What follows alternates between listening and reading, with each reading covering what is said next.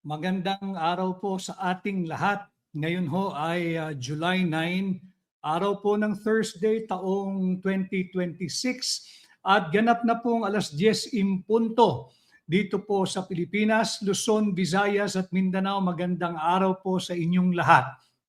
Ganon din sa ating mga mahal na kababayan ng mga overseas Filipino workers at Filipino migrants. Saan man po kayong panig ng mundo, isang magandang araw po sa inyong lahat.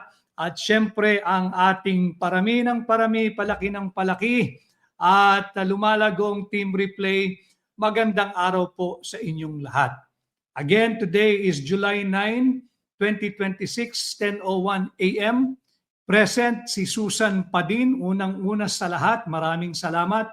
At ang aking pong muling hiling sa inyo, kung hindi naman po kalabisan, ay sana'y patuloy po kayong mag-engage sa ating live podcast. Patuloy po kayo na mag-like, mag-comment, mag-share. Napakahalaga po noon. At yung nasa YouTube, sana ho'y patuloy kayong mag-subscribe.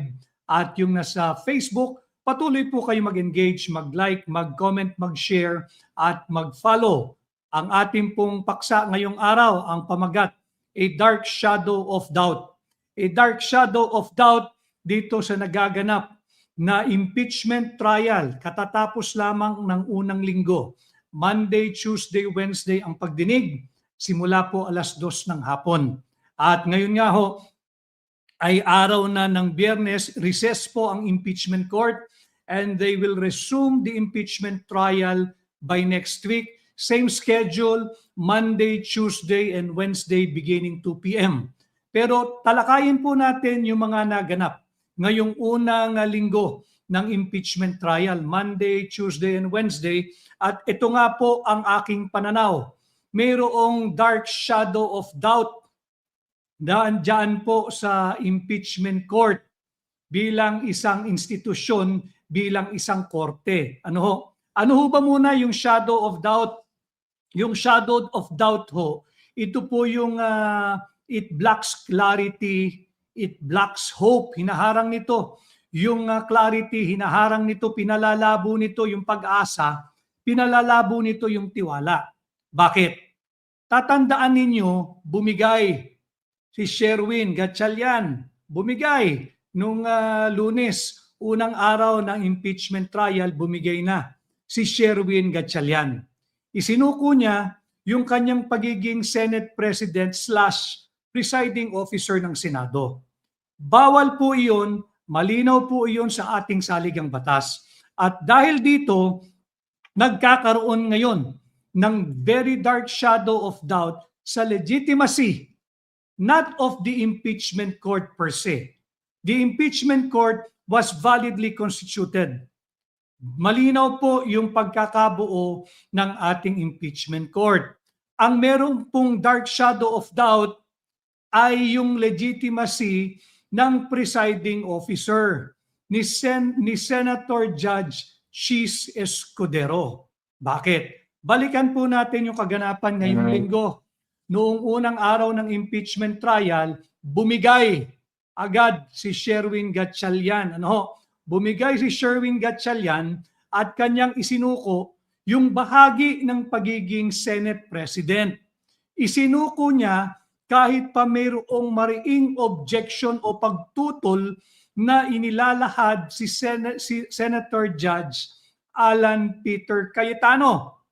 Hindi niya pinagbigyan na ito ay magpaliwanag. Linagare, sinagasaan, Rinail Road.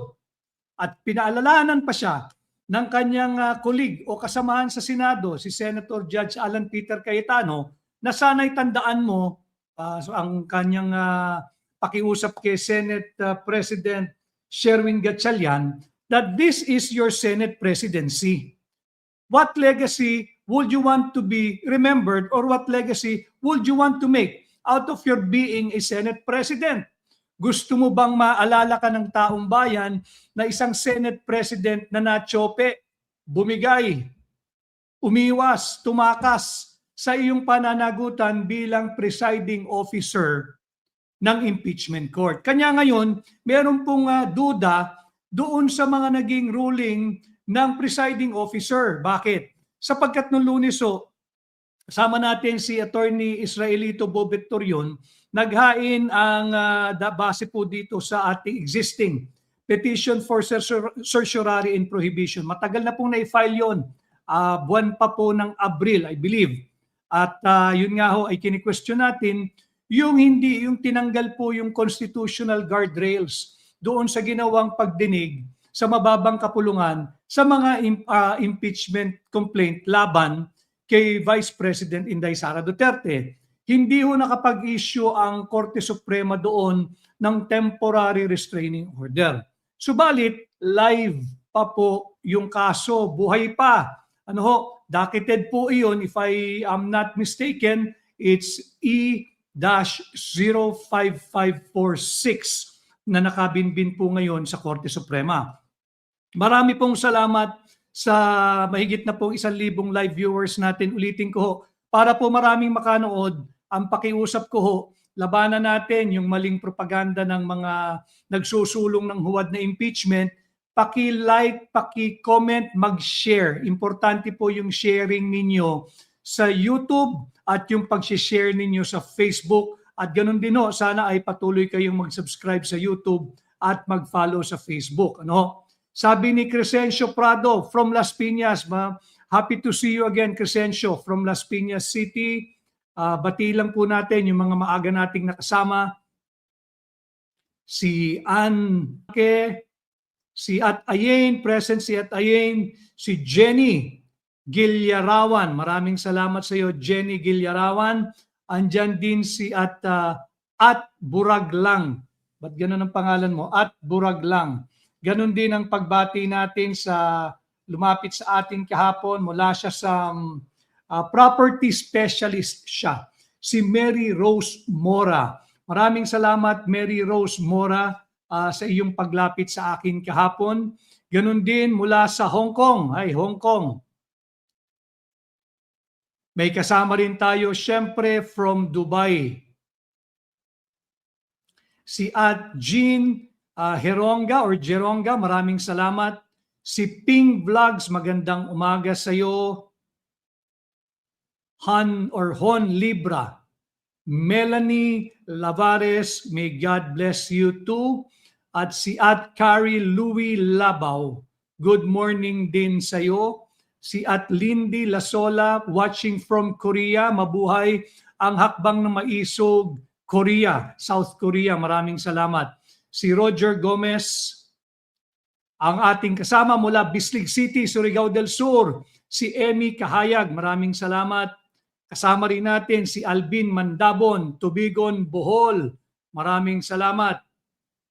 At from Japan, si At Catherine. So mga kababayan, ang atin pong audience dito ay hindi lamang sa Pilipinas kundi worldwide. Kanya mainam ho na i-share ninyo yung ating live podcast upang sa ganun, ang layunin natin ay maiangat ang antas ng pampublikong diskurso.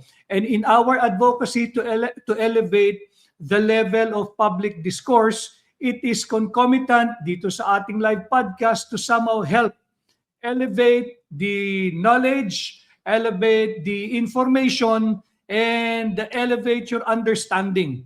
Yung mga mahalagang usaping panlipunan, lalo na ngayon, itong impeachment, may mga legal at technical na mga terminolohiya na sisikapin po ng inyong lingkod na mapasimple upang maunawaan ng higit na maraming Pilipino. Maraming salamat.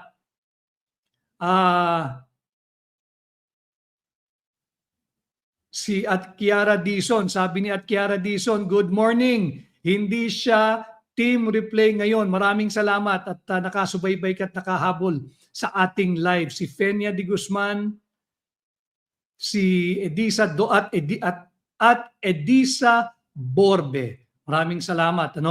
At yung mga kasama natin sa Cebu, si At Jose Cadeldoronio. Maraming salamat sa inyong pagsasama sa akin ngayong araw. So ito yung ating pamagat, a dark shadow of doubt. Ito po yung maitim na ulap na bumabalot dito sa legalidad ng pagtatalaga kay Senator Judge Chis Escudero bilang presiding officer ng impeachment court.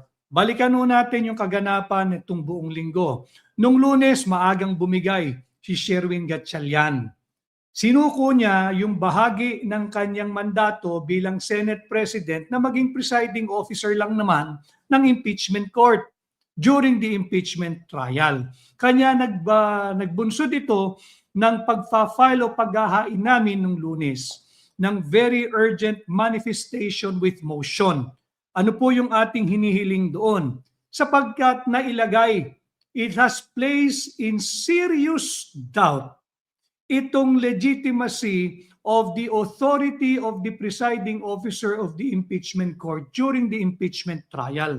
And we are referring to the authority of Chis Escudero. Bakit?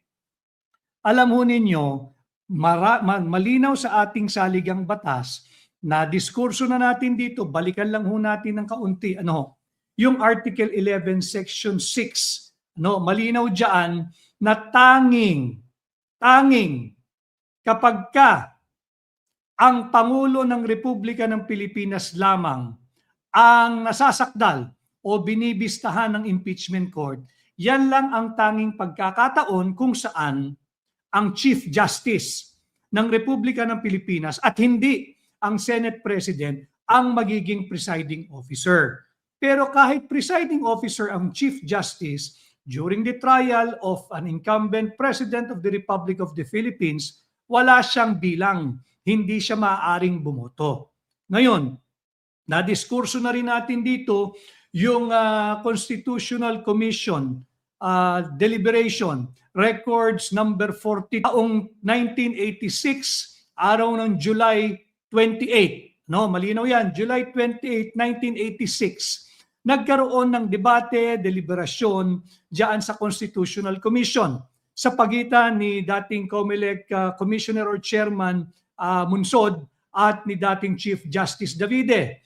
Naisa nang magpanukala ni Chief Justice Davide na linawin yung una niyang pananaw na mayroong vacuum doon sa artikulong ating pinag-uusapan ngayon. Subalit tumugon agad si Constitutional Commission Delegate Munsod, sinabi niya hindi na kinakailangan. Malinaw doon sa kanilang binubuong saligang batas noong taong 1986, July 28, during their deliberation. Nandyan po yan, nasa records po yan ng Constitutional Commission Deliberation, record number 42. Malinaw ho yan, July 28, 1986. Sinabi niya hindi na kailangan, malinaw na. Tanging pagbibista sa Pangulo ng Republika ng Pilipinas lamang na hindi magiging presiding officer ang Senate President. Magiging Chief Justice ang presiding officer. Nasaksihan natin yan nung panahon ni dating Pangulong Joseph Erap Estrada. So malinaw, in all other trial of any impeachable officer, it should be the Senate President who shall be the presiding officer and no other, to the exclusion of all other senator judges. Mali yung ginawang pagsuko, pag-iwas, pagtakas ni Senator Judge Sherwin Gatchalian sa kanyang katungkulan bilang presiding officer. Malinaw yan. Malinaw na malinaw yan. Hindi maunawaan, hindi lamang ako, kung hindi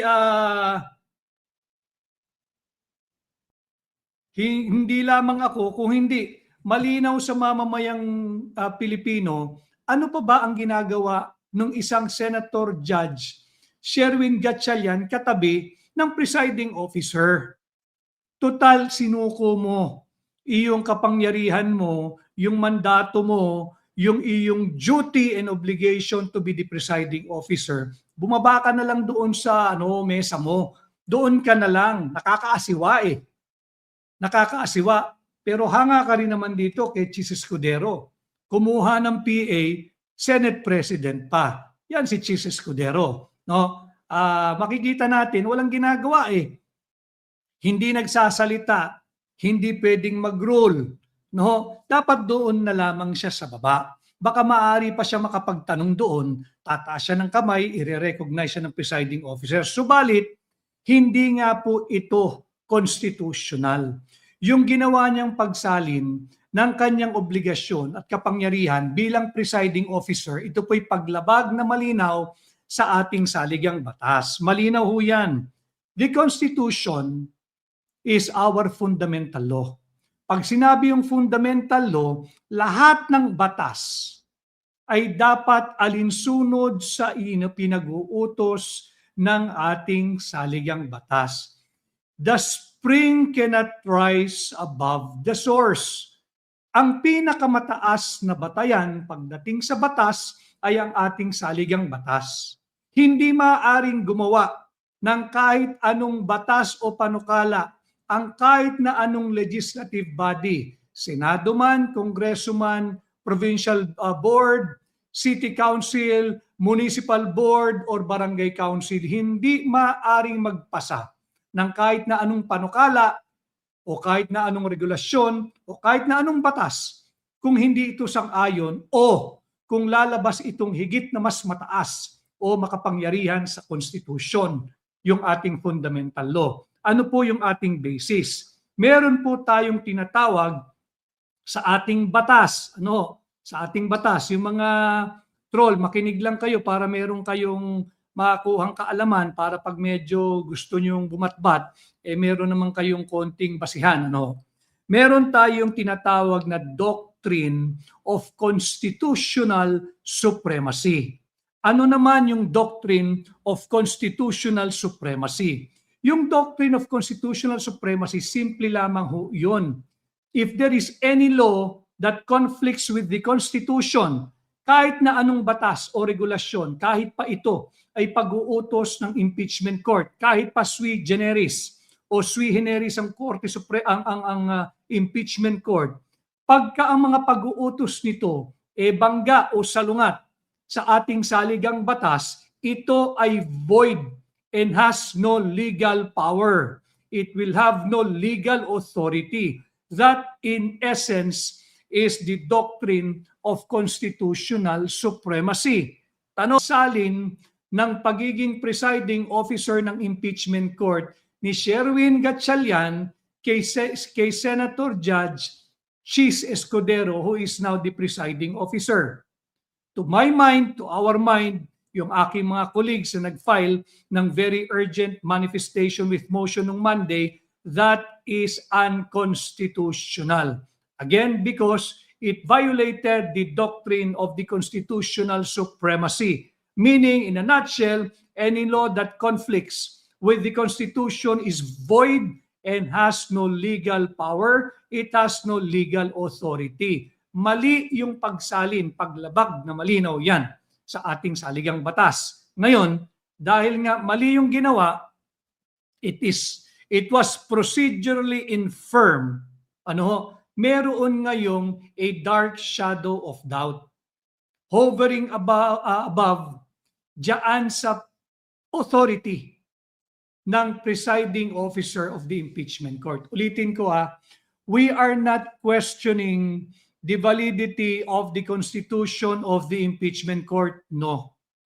The constitution of the impeachment court is valid and according to the dictates of the Constitution. Walang debate doon. Ang tinatanong namin sa Korte Suprema at hinihiling namin sa Korte Suprema, pahintuin yung pagiging presiding officer ni Senator Judge Chis Escudero. Hindi ang impeachment court. Hindi ang impeachment court. Kung hindi, yung pagiging presiding officer ni Senator Chis Escudero. Bakit? Kasi nga ho, ito'y labag doon sa doctrine of constitutional supremacy. Linabag nito ang malinaw na pag-uutos ng Article 11, Section 6 of our Constitution at kapag inatras pa ho ninyo, malinaw doon sa deliberation ng Constitutional Commission 28 July 1986 base sa kanilang records number 42. Malinaw doon na in all other cases, kapag ang dinidinig ay ang kaso ng impeachable officer except that of the President of the Republic of the Philippines, it is the Senate President and no other. No other senator, to the exclusion of all other senators. Senate President ang dapat mag-preside. Ito ay kasalanan ni Sherwin Gatchalian. This is not the fault of Senator Chis Escudero. However, meron pang magagawa si Senator Chis Escudero.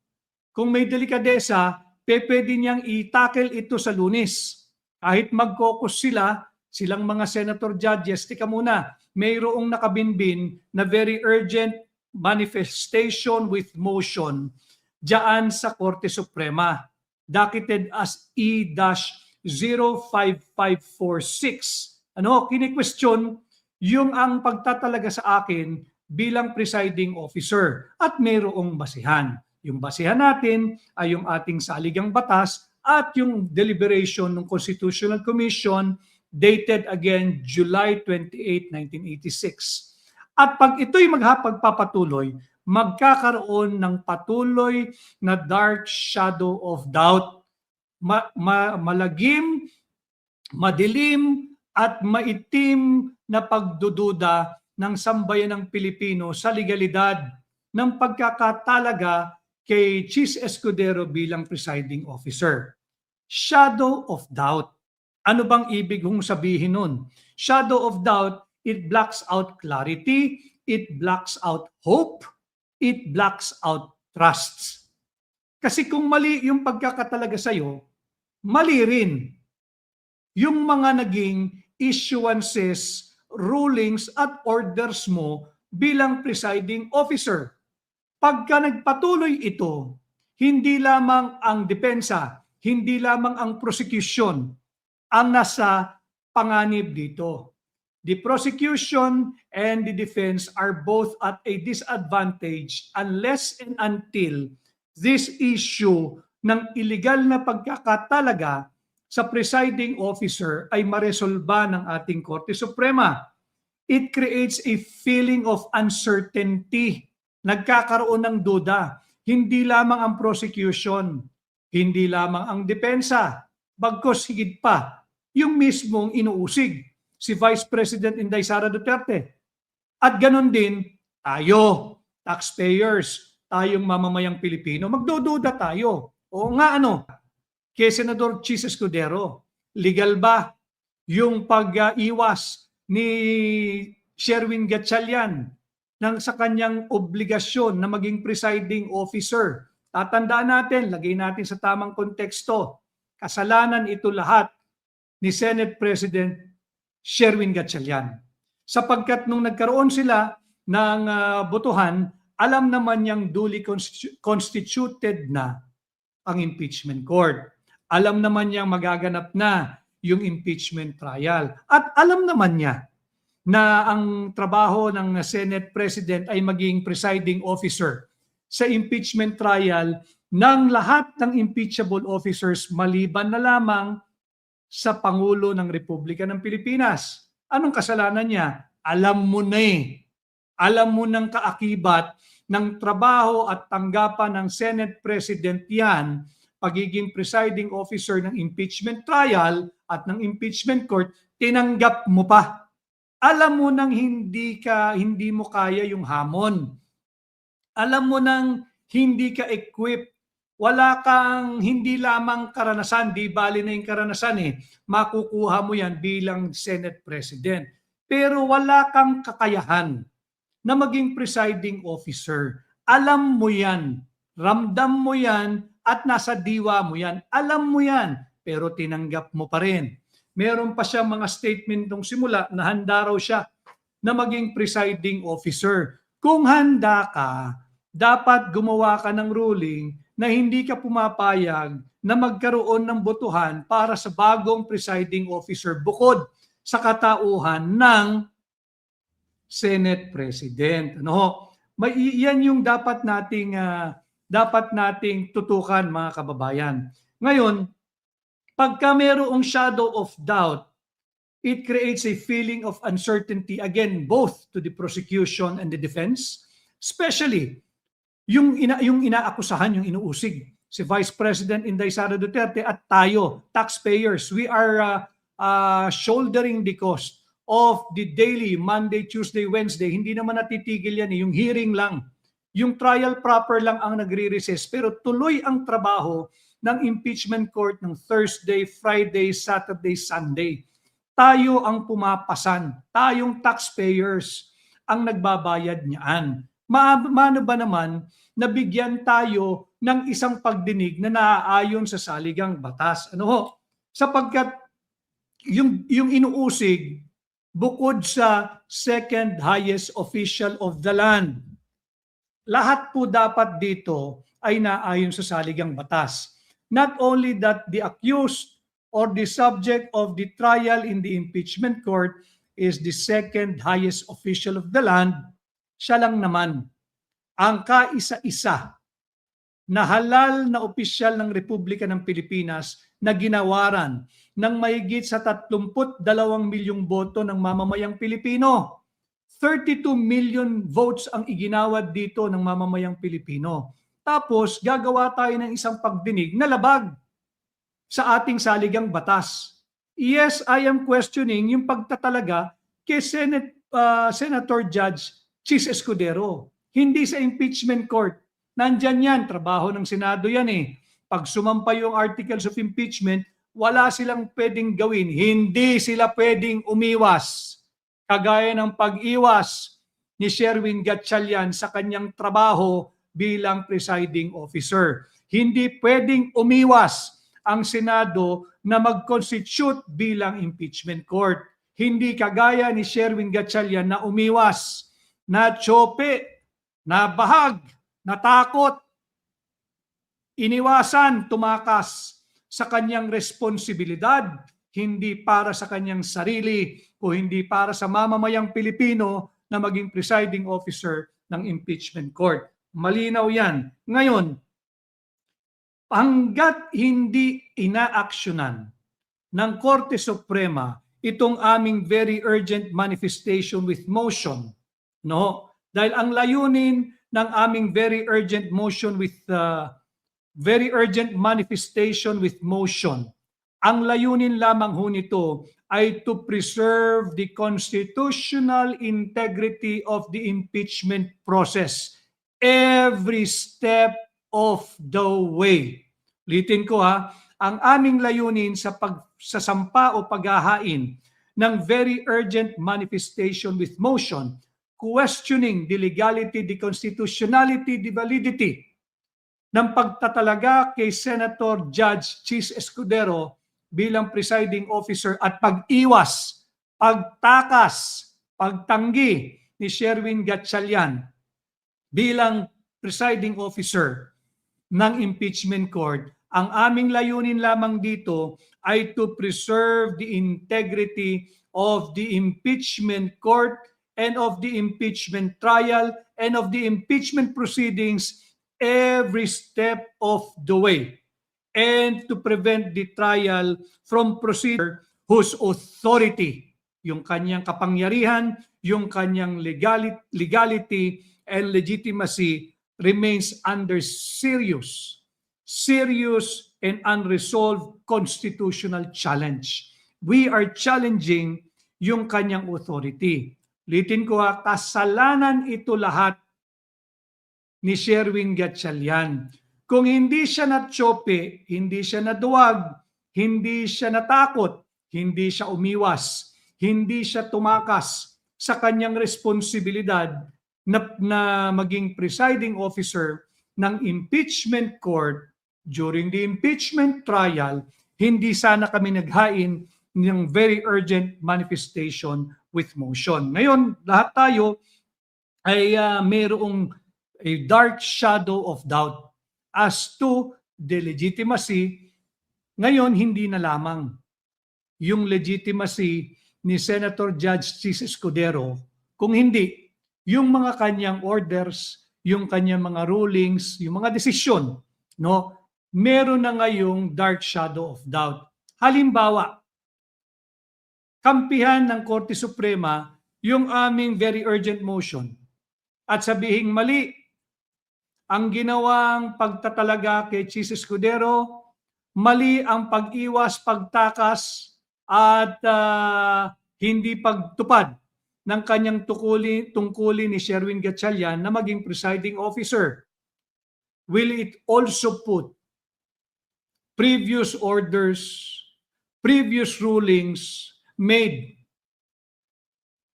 by the challenged presiding officer invalid?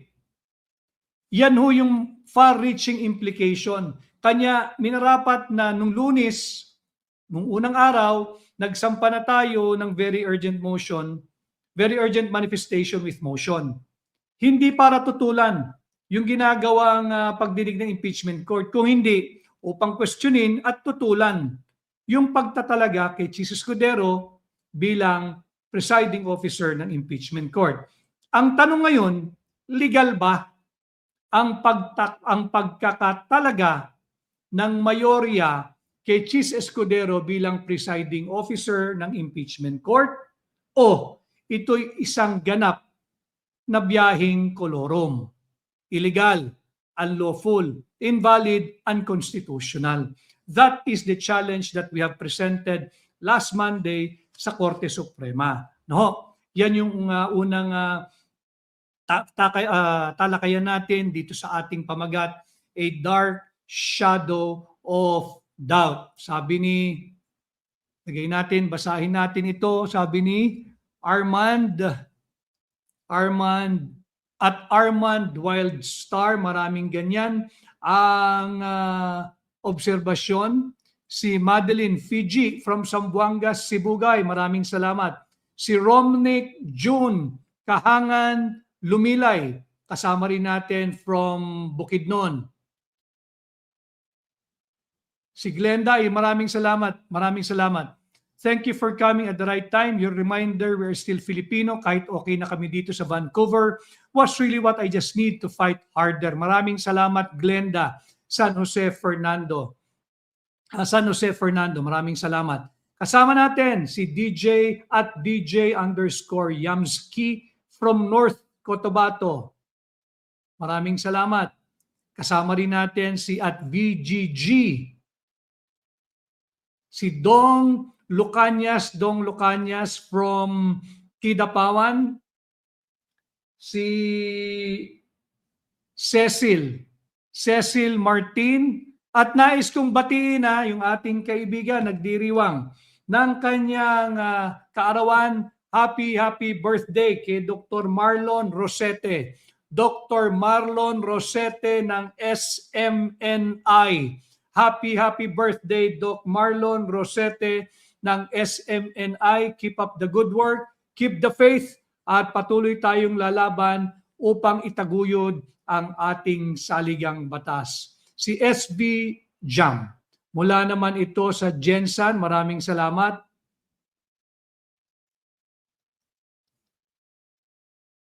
So yan yung mga kasama po natin ngayong umaga. Babasahin ko pa yung iba. Jessa Cabonegro, maraming salamat. Si Adjonel from Bataan, maraming salamat.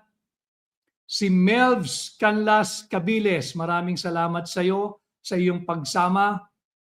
Moning Mona, hello, attorney from Toronto. He, referring to Sherwin Gatchalian, doesn't know the responsibility of presiding officer. It's a shame. We cannot help but conclude that indeed, yun ang dahilan kung bakit siya umatras, kung bakit siya umiwas. Dahil nga, hindi siya handa. Ang kasalanan niya, alam mo nang hindi ka handa, tinanggap-tanggap mo pa. Sana ibinigay mo na lang, ibibigay mo rin pala kay Chis Escudero. Dalawa naman ang abogado riyan. Yung parehong Francis, kasama nila sa kanilang grupo, bigay mo kay Francis Pangilinan o bigay mo kay Francis Escudero. Either way, tsaka mo na lang hingin kung gusto mo maging Senate President. Pero nung hiningi mo yung Senate President, nung tinanggap mo, baka sabihin mo hindi mo hiningi, binigay sa'yo. Nung tinanggap mo, dapat malinaw sa'yo na kabahagi niyan, ikaw ang magiging presiding officer. Sabi ni at Armand Wildstar, again, nagmukhang dekorasyon si Gatchalian. Kaya kung may respeto pa siyang natitira sa kanyang sarili, bumaba ka na lamang. Wala namang silbi ang Senate President dyan. Sinuko mo Ang impeachment court ay hindi legislative body. Sui generis nga eh. Ang pakay ng impeachment court, dinggin ang akusasyon laban sa isang impeachable officer laban kay Vice President Inday Sara Duterte. Ibigay mo na yung buong entablado, yung buong mesa sa presiding officer. Bumaba ka na. Huwag ka na riyan. Wala kang gagawin dyan. Ano, sabi ni Johnny, they were all bending the law. Ano? Yan ang problema eh, di ba? From Iligan, kasama din natin. Ano? From Iligan. Marami pa po tayong tatalakayin bilang gabay sa nangyari sa unang araw ng pagdinig. Yung isa nating tatalakayin, itong si Kalilong. Si Kalilong nagmukhang hilong talilong. No, hilong talilong. At may nagpadala sa akin ng kopya, I think alam niyo na rin ito. Itong si Hilong Talilong Kalilong ay nahaharap sa isang reklamo. Mayroong isang reklamo na nakafile ngayon sa Office of the Ombudsman. Yung military and other law enforcement offices, yung Ombudsman MOLEO, MOLEO. Ibig sabihin po ng MOLEO, military and other law enforcement offices. Tingnan ninyo kayo na po ang humusga. Wala akong sasabihin, kayo mahumusga. Ang reklamo laban sa kanya isang joint complaint affidavit with motion for preventive suspension. No? Ito yung kanyang kasong kinaharap. Criminal case, ang criminal case na kinaharap ni Hilong Talilong ay violation of Articles 124. Ano ba yung Article 124 ng Revised Penal Code? Ito yung tinatawag na arbitrary detention. Mabigat na kaso yan, arbitrary detention. Ano? Meron din siyang violation ng Article 126. Ano yung Article 126? Delaying the release ng isang taong under detention at violation of Article 129. Ano po yung 129? Yung search warrants. Pakinggan ninyo search warrants maliciously obtained and abuse in the service of those legally obtained. Seryosong kaso ang kinakaharap nitong Hilong Talilong na si Agent John Mark S. Kalilong. Ano ho? Yung Hilong Kalilong, ano ba ang ibig sabihin ng Hilong Talilong? Sa mga malalalim sa Tagalog, ibig sabihin nito yung lito, yung tuliro, yung hilo. Hindi niya malaman anong nangyayari, hindi niya mapagtagpi-tagpi ngayon yung kanyang pagsisinungaling. Yan ang ibig sabihin ng Hilong Talilong. And itong si Kalilong, nahaharap sa kaso, ang daming aligasyon dito. Meron din siyang violation ng Article 130 of the Revised Penal Code. Anong kaso yan? Searching domicile without witness. Bawal ho yun. Kasi pag may nagpunta sa inyong tahanan, pulis, kinakailangan yan bago nyo papasukin upang gampanan yung pagsisearch ng inyong tahanan or premises, merong testigo. Kinakailangan yung barangay captain, yung barangay kagawad, kung pwedeng may pari dyan sa tabi ng bahay nyo, may simbahan, pakiusapan yung pari. Kinakailangan mayroong testigo bukod doon sa magpapatupad ng search warrant. Bakit? Upang maiwasan yung pag-aabuso, upang maiwasan yung paglabag doon sa linalaman ng search warrant, sapagkat yung search warrant, malinaw doon, tukoy dapat doon. Ano lang bahagi ng inyong pamamahay ang dapat nilang halugugin? Ano lang ang kanilang hahanapin o hinahanap? Hindi pwedeng open search warrant yan. Malinaw dapat sa search warrant, tukoy dapat yung lugar sa inyong opisina, sa inyong warehouse, sa inyong pamamahay, kung saan man kayo, kung ano lang ang kanilang hahalugugin at ano ba ang kanilang hahanapin. Kaya importante na may testigo dyan. So itong si Agent John Mark S. Kalilong, yung nagpanggap na expert, ay nahaharap sa patong-patong na kaso Article 171, falsification by public officer, employee or notary or ecclesiastic minister. Violation of Article 183, perjury. Ito mabigat. Violation of Article 294, Paragraph 5, robbery, extortion, no? And Article 308, theft, pagnanakaw. Ito po'y lahat nasa ilalim ng ating revised penal code at Section 4 of Republic Act number 7438. Para lang alam ninyo yung pagkatao nitong nagpapanggap, nagkaroon ng 2 linggo. 2 linggo na seminar o 2 linggong pag-aaral, ni baka nga hindi 8 hours a day yung 2 linggong yun eh. Pinapalusot na siya ay isang eksperto. Nandito yung kanyang kaso. Final ito February 27, 2026. Ay file ito February 27, 2026 at 3 p.m. 3:52 p.m. No, malinaw 'yan. Na-receive ito sa Office of the Ombudsman Assistance Center sa Pasay base sa impormasyon na ipinarating sa atin, ano? Baka alam niyo na rin 'to, pero para malinaw. Sino ba yung star witness ng prosecution na kanilang iniharap sa impeachment court? It's a total waste of time. Presenting him to be an expert na hindi naman pala. Tapos, hindi binanggit dito na meron pala siyang kinaharap na kaso at meron pang hiling na ilagay siya for preventive suspension. No, ang kaso niya ay hindi biro-biro. Arbitrary detention, delaying release, search warrants maliciously obtained and abuse in the service of those legally obtained, searching domicile without witness, falsification by public officer, employee, or notary or ecclesiastic minister, perjury, robbery, extortion, theft, pagnanakaw. Mabigat ang kaso nito. It goes into the very character of the person presented to be an expert witness. Na gustong palusutin na siya ay eksperto at yung kanyang testimonya kahapon ay nagkabutas-butas na. Wasak ang prosecution sa sarili nilang opensa. Yan ang naganap sa unang linggo ng pagdinig dito sa huwad na impeachment case laban kay Vice President Inday Sara Duterte. Malinaw dyan.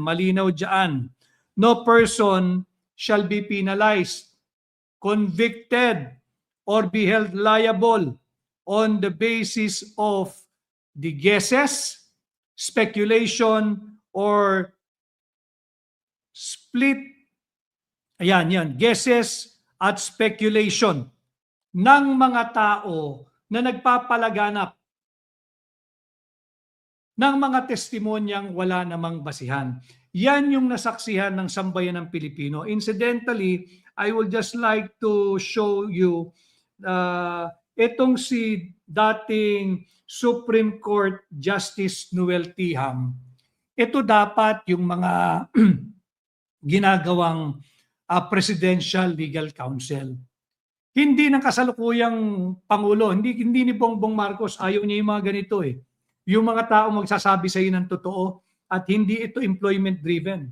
Ito yung mga dapat ibinabalik at ginagawang aktibo muli sa pamahalaan. Halimbawa, maging Pangulo si Inday Sara Duterte, ito yung mga kalidad na pwedeng gawing Presidential Legal Counsel. Pakita ko lamang ang kanyang sinabi. Kikita niyo ba? Tatama sa ilaw eh. Yan. Paki-screenshot niyo na lang. Yan po si dating si retired Justice Noel Tiham ng Korte Suprema. Ang sinabi niya, regardless of the outcome of the impeachment trial, there are no winners. Agree? Ang pinakatalunan daw dito ay ang ating bansa sapagkat ito ay paglustay ng ating kakarampot na resources at oras ng pamahalaan. Tatalakayin natin yan, bakit siya tama dyan. Sabi niya, the impeachment trial is full of fabulation, fabrication, and misallocation of resources. Malinaw yan. It is an exercise in futility that will neither contribute to our economic growth or the restoration of good governance. This impeachment is a deceptive pursuit of politicians to camouflage their incompetence, abuse of power, and bad governance, which explains why our country is not moving forward and has not moved forward from June 30, 2022 up to the present. Sabi pa niya, in the final analysis, the impeachment trial of VP Duterte is a pretentious, if not a grandiose facade of nothingness. Wala itong impeachment trial na ito. Babalik tayo sa totoong issue. Yan yung kurakot at korupsyon, yan yung flood control corruption, yan yung ghost flood control projects mula Ilocos Norte hanggang Mindanao. Yung mga nakinabang diyan, yung pagnanakaw ng pondo, yung mga proyektong nauwi na ghost flood control projects, yung mga substandard ghost flood control projects. Yan ang tunay na issue. Ano? Yan ang dapat nating wag kalilimutan.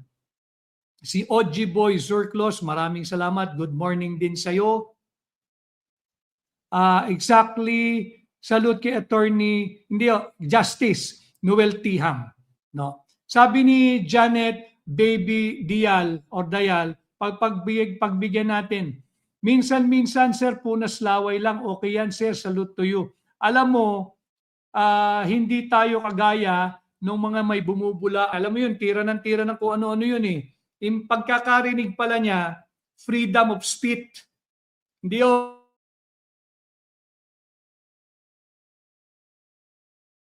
speech. Yung nakita natin unang araw ng pagdinig diyan sa Senado, freedom of speech. Sabi nga ni Chito Fuentes, hindi raw freedom of speech ang nangyari. Freedom of speech. Yung isa naman, iba naman ang style nun. Si singhot naman ang singhot. Mambihira naman. Ano ba naman yan? Sabi ni at swerte mo. Insulting to the Filipino people. Agree. So yung sinabi po ni, i-relate ko lang yung sinabi ni former Supreme Court Justice Noel Tiham. Alam mo ninyo, noong April, ang ating inflation rate 7.2. Sinabi nila bumaba nung Mayo naging 6.8 at bumaba daw ngayong June naging 6.4.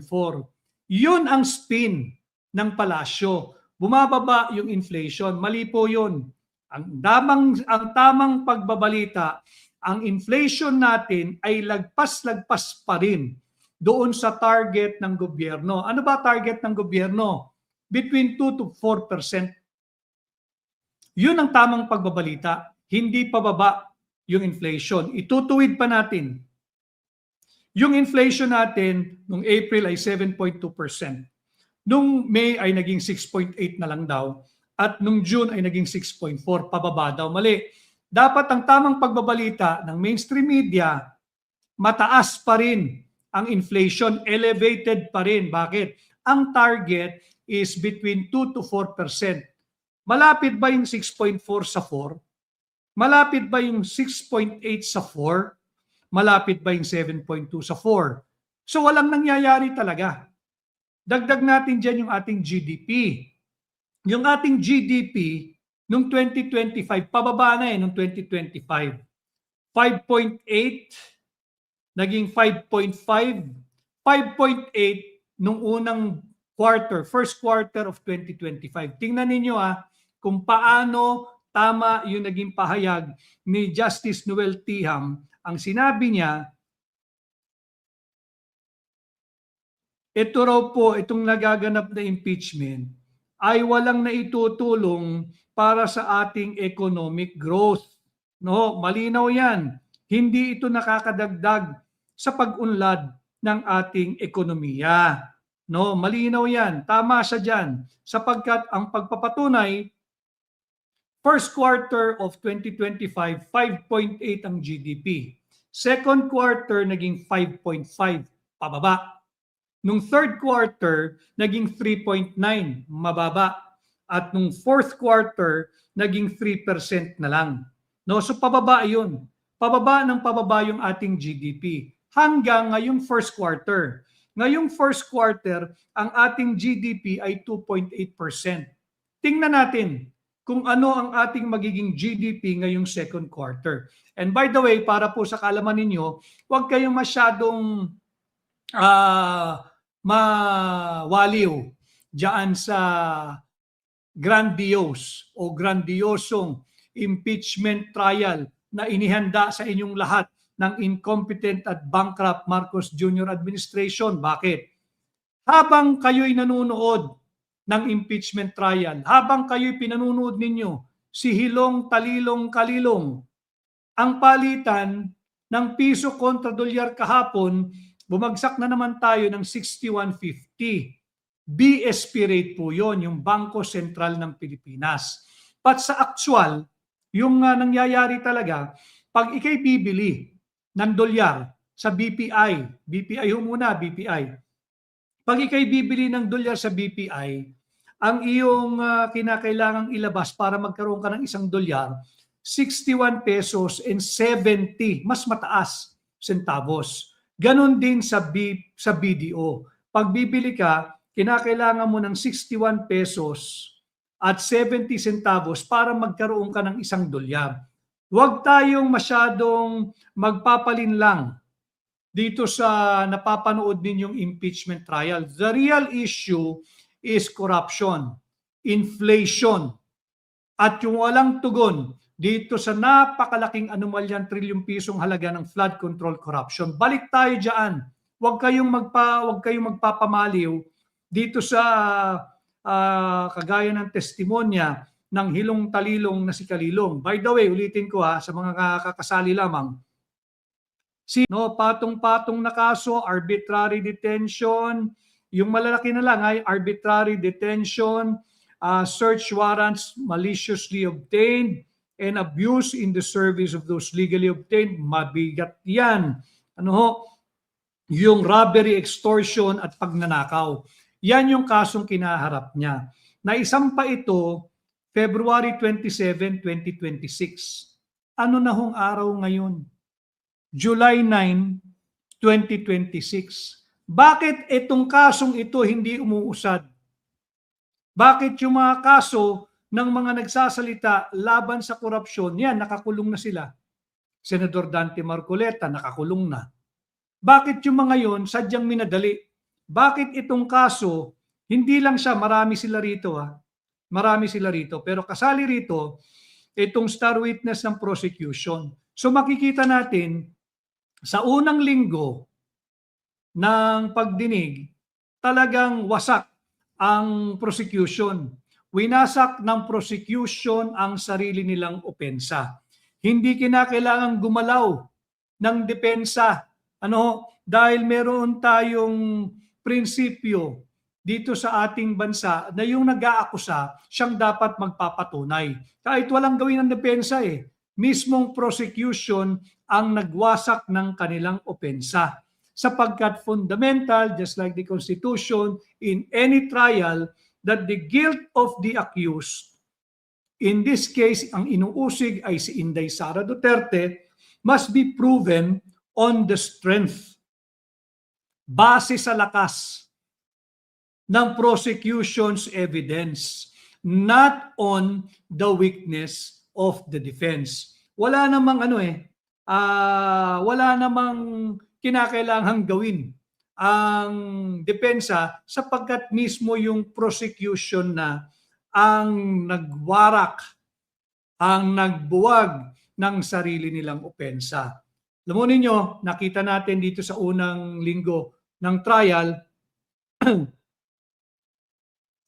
nakita natin na sa trial dapat inuuna mo yung iyong kaso o yung argumento kung saan ikaw ay napakalakas. Bakit? In this case, sa impeachment court, Meron no, dalawang court ho kasi ang pinagtatalunan dito.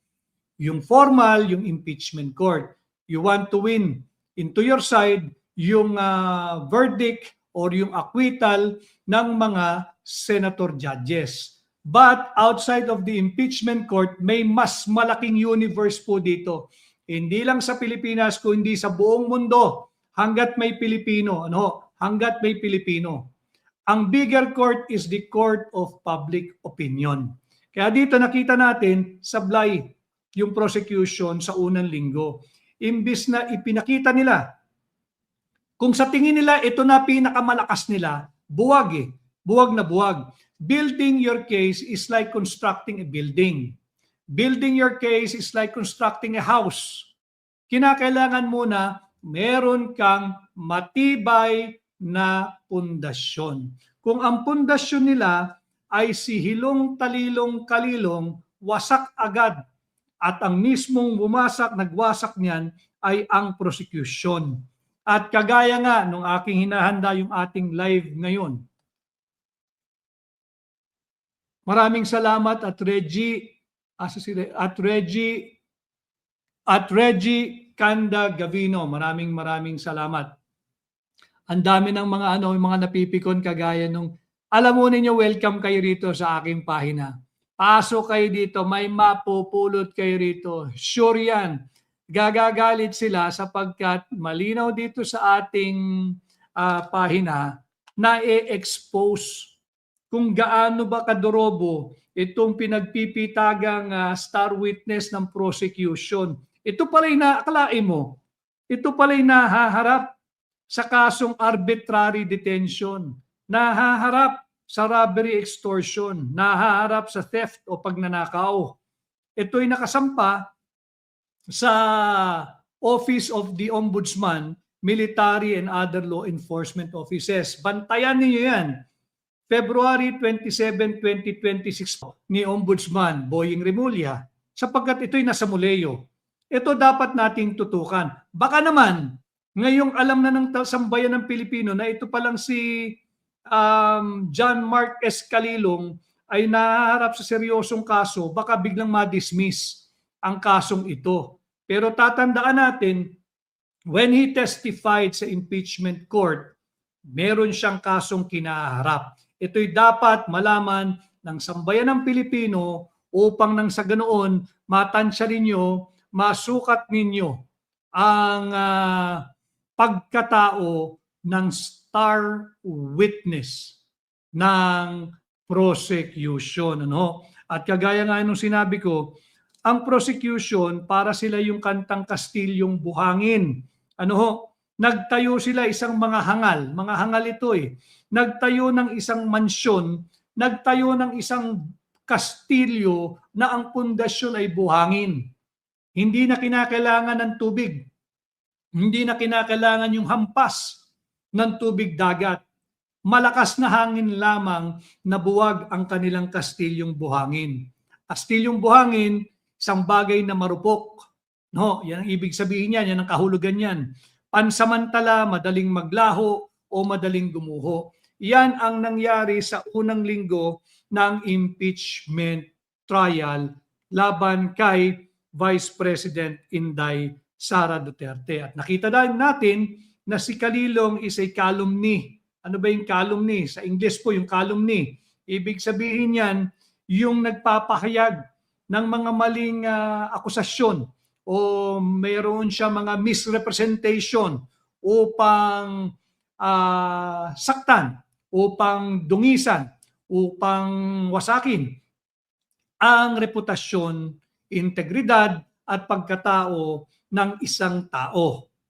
Yan ang ibig sabihin yan. Kanya maging mapagmasid tayo, yan po yung ating talakayan ngayong araw, a dark shadow of doubt, hanggat hindi nare-resolba ng Korte Suprema itong maling pagtatalaga kay Senator Judge Chis Escudero bilang presiding officer, hanggat hindi nare-resolba ng Korte Suprema yung aming inihain na very urgent manifestation with motion. Again, the purpose of the very urgent manifestation with motion is to preserve the constitutional integrity of the impeachment proceedings, to preserve the constitutional integrity of the impeachment court's orders and issuances. Ano ho? And to prevent the trial from proceeding under the baton of or the gavel of a presiding officer whose authority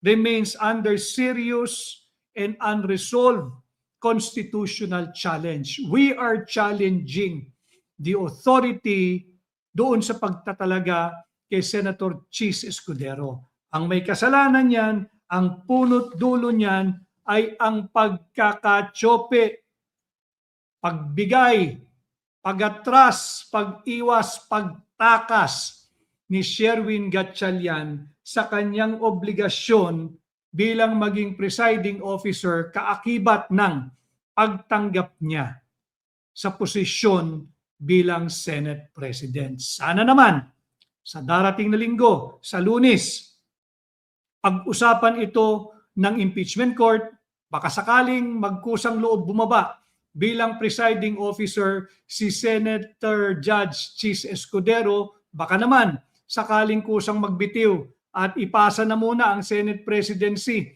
kay Chis Escudero sapagkat hindi malakaya nitong Gatchalian ang trabaho ng SP, tinanggap pa. Ano? So yan yung ating antabayanan. As of today, since Monday, naghain na po tayo ng very urgent manifestation with motion. Ulitin ko, ang ating layunin ay to preserve the constitutional integrity of the impeachment court, to preserve the constitutional integrity of the impeachment proceedings, including the orders and the rulings made by the presiding officer. So muli ho, maraming salamat sa inyong pagsali, sa inyong pagsama ngayong umaga. Bati lang po natin yung iba. Si Relin at Relin Navarro, maraming salamat. Si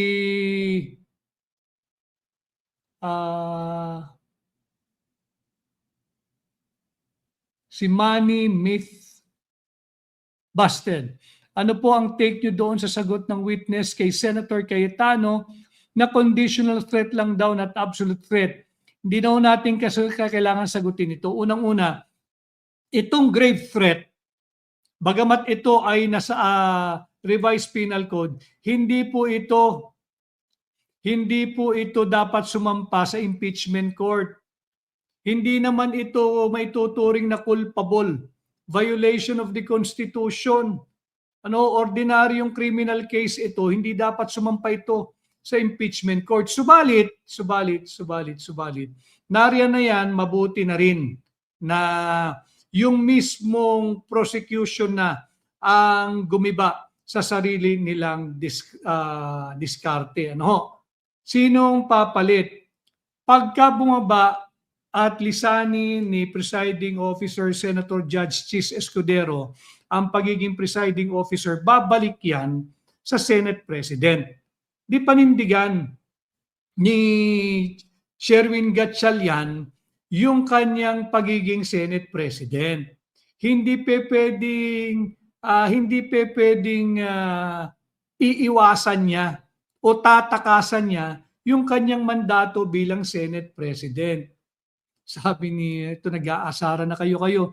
Si at I Am Lucky Channel at Felicity Asartalo, mga bangag. Alam mo ninyo, papayaan nyo lang sila. Pwede kayong pumasok dito sa aking pahina.